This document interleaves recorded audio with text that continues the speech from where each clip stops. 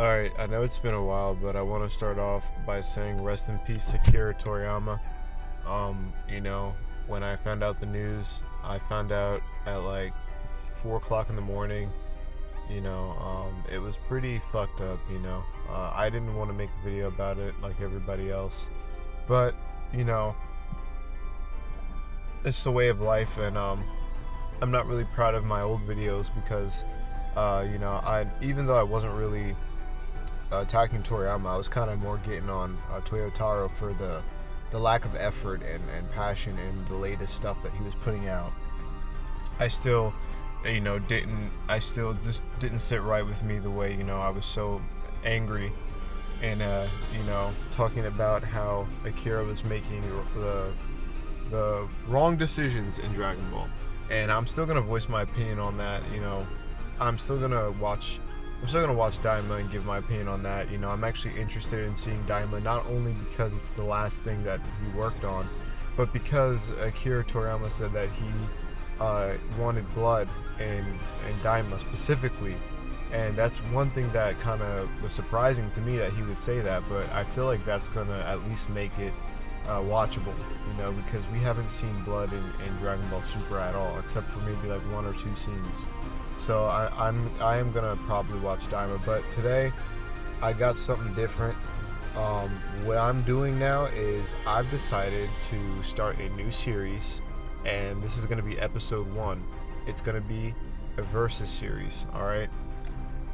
The whole reason why I decided to start this series is because I've noticed a lot of people are interacting with the Dragon Ball polls on YouTube, like way more than usual. Like there was like 17,000 people interacting with one of the polls I seen, and that just kind of gave me an idea, and I was like, you know what, let me do my own fucking verses, since people love to hear my opinion on shit.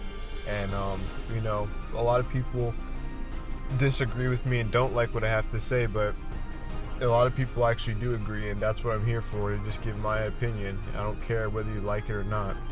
And I think that a lot of people appreciate that, and that's probably why my videos and my channel overall still manages some way somehow to still get like thousands of views, even though I don't post often. But anyways, for today we have Super Saiyan Goku from the Revival of F arc versus Super Final Form Janemba from the Fusion Reborn movie. Now, I want to start the video by talking first about Janemba from the Fusion Reborn movie. Now, a lot of people are gonna say, oh, this matchup, it's so obvious, Goku solos because he has God Ki in his base form, and his Super Saiyan 1 has a power creep now, so it's way stronger than what it would be before he got God Ki, right? That is false, and I'm gonna prove that later on in the video, but let me just break down. Let's start with Super Janemba, okay? So we already know that in the Dragon Ball movies, the movies, these characters are way stronger in the movie versions than the anime, because they take place in a completely different timeline on their own. They still somehow fall in between the gaps of the sagas in Dragon Ball Z. So if you want, you can use your headcanon and you can accept that and kind of just adopt that belief, because that's what I did, honestly. I still think of when Broly Second Coming came out, I think of the Buu saga just because of all the characters and how they looked, and just because of the time of when the movie dropped, even though I know that movie was dropped before the Buu saga. And Takao Koyama said that he was making these movies before the anime and the manga was up to date, basically. So he was making it before they dropped anything. So the movie characters are very OP.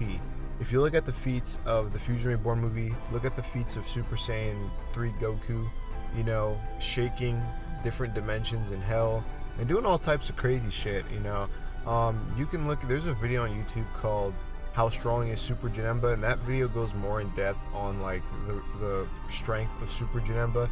But basically, to sum it up, Super Janemba was beating the shit out of Super Saiyan 3 Goku and he was also beating up Vegeta, right? And this is in the movie verse. So it took Super Saiyan Gogeta to take down Janemba. And Janemba is obviously way stronger than Majin Buu. And if you were to scale Majin Buu in the movie verse, Majin Buu would be probably hundreds of times stronger than Majin Buu in the anime. So we can already say that Super Janemba has to be at a level where he's way stronger. I would say he's probably stronger than Buuhan in the actual show. So I put Super Janemba above Buuhan, maybe by like, I don't know, maybe like 10 times stronger than Buuhan, I would say. Just because it's the movie verse and the characters are really broken, you know, I would even go as far as to say 20 times Buuhan's strength, because, you know, it took the fusion of Gogeta, and, you know, Vegeta actually wasn't able to one-shot Buuhan. I feel like maybe he could have if he powered up like, you know, 100% a full powered blast. But even then, you know, he was trying to save his family. They was trying to save the rest of the people who Buu absorbed. And on top of that, I really don't think that Vegeta had enough raw power to just solo Buuhan.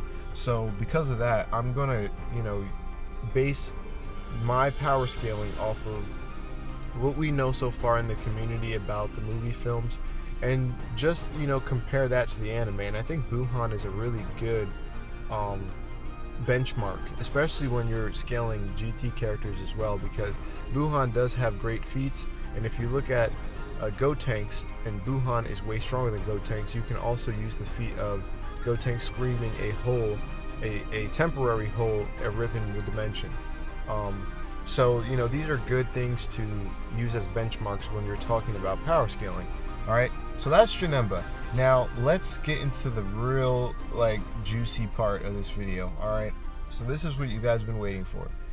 I know people are gonna say, oh, well, you don't like Dragon Ball Super, so you're gonna, you know, you're gonna do this and you're gonna be biased. I'm actually not gonna be biased, but I am going to get a lot of people pissed off, because the first thing that we have to do with Super Saiyan 1 Goku in the Revival F arc is to debunk the fact of God Ki being integrated into their base form, okay? If God Ki if Goku absorbed God Ki into his base form and Vegeta, and they absorbed that God power into their base, there would be no reason for Goku to go Super Saiyan Blue versus Android 17, and there would be no reason for Goku to go Super Saiyan Blue against Krillin, and there would be no reason for him to just use Super Saiyan Blue on everybody, because he would already have had that power in his base form.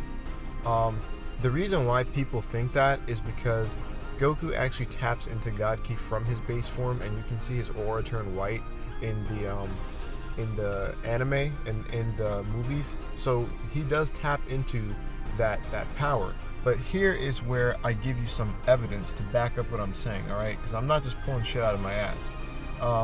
Frieza, if you scale Frieza during that arc, Frieza trained for 4 months and became God level, and was able to actually catch Blue Goku off guard and almost kill him with a laser beam. And people argue that, you know, he was off guard, but it doesn't matter. He's throwing hands with a god after only 4 months of training. And to me, when you think about how long 4 months is, 4 months is really not that long. So if the gap is closed that easily, it shouldn't be so hard for a character without God Ki to beat the shit out of a character with God Ki, alright? The thing is with Goku and the whole God Ki in the base form, he was never fighting in his base in DBS. He was always using Super Saiyan Blue. So that's just the first thing to get out of the way, is that he did not absorb God Ki into his base form. He did not. He's just able to tap into it from his base form. That's number one. Now, number two, I'm going to use the fight with Goku Black and Super Saiyan 2 Goku. So Goku Black actually scales above Trunks, who was fighting as a Super Saiyan 2 who trained with the Elder Kais in his timeline.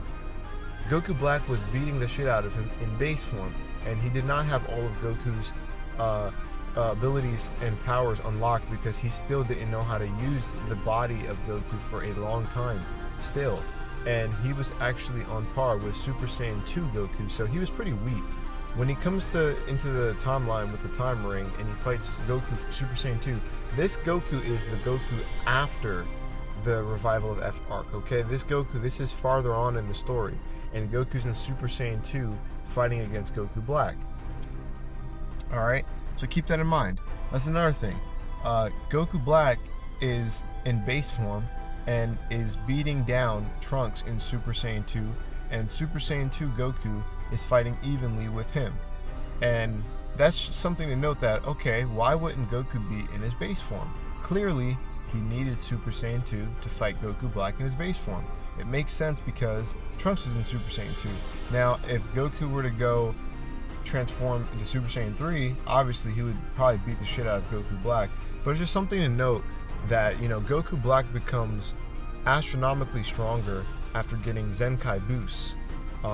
So, yeah, you know, that's just another thing to notice when you're scaling with DBS. But, yeah, I would say that Goku, when he was fighting Frost, was in Super Saiyan 1, and that was during that Galactic Tournament where he fights Hit or whatever. He was Super Saiyan 1. He was still able to get caught off guard by Frost, and he was knocked out by, I guess, what it was it Poison? So yeah, you know, seeing that Goku had to use Super Saiyan 2 against Goku Black, who was fairly weak, and seeing that, you know, he did not absorb God Ki into his base form, and seeing that he was able to still somehow lose the fight with Frost, I would put Super Saiyan Goku from the revival of F arc. I would say that he's about even with Janemba, and Janemba might actually have the slight edge, unless Goku transforms and turns into a Super Saiyan 3. And even then, I still think that, you know, it would be a pretty even fight. I think that if Goku goes into God form, then he would be able to beat Janemba fairly easily. And I think that's a fair assessment. And I do think that, you know, Janemba could potentially have the upper hand on Super Saiyan 3 Goku in a revival of F arc. That's what I think. I think Janemba is way stronger than we give him credit. So I would say that it would be Janemba taking the win over Super Saiyan Goku in the revival F arc, unless he transforms into a Super Saiyan 3. But seeing how, you know, in Dragon Ball Super, they tend to really use forms and, you know, just to show them off. Like, you know, Goku didn't need Super Saiyan 2 really to fight Goku Black, but, you know, I thought they wanted to just show it off because it's been so long since it was seen. Then when I thought about it, I was like, well, you know, Trunks also is at this use Super Saiyan 2, so it would make sense that he's also in that form fighting Goku Black, because that's a great way to scale Goku Black and see how strong he got in such a short amount of time. So yeah, the way that Super scales and the way that the movie scale, I would be giving Janemba that slight edge unless Goku turns Super Saiyan God, Super Saiyan, the first God form. So let me know what you guys think about this fight. How do you think it would go? Do you think that Goku would one-shot Janemba in Super Saiyan form, or do you think that Janemba is way stronger than we give him credit for? Just going off of DBS scaling, this is what I've come to deduce, is that Janemba is way stronger in the Dragon Ball Super verse than we think. Thanks for watching. Drop a comment down below, and I will be dropping more videos soon, doing more versus videos. Let me know what you guys think. Thanks for watching. Stay blessed.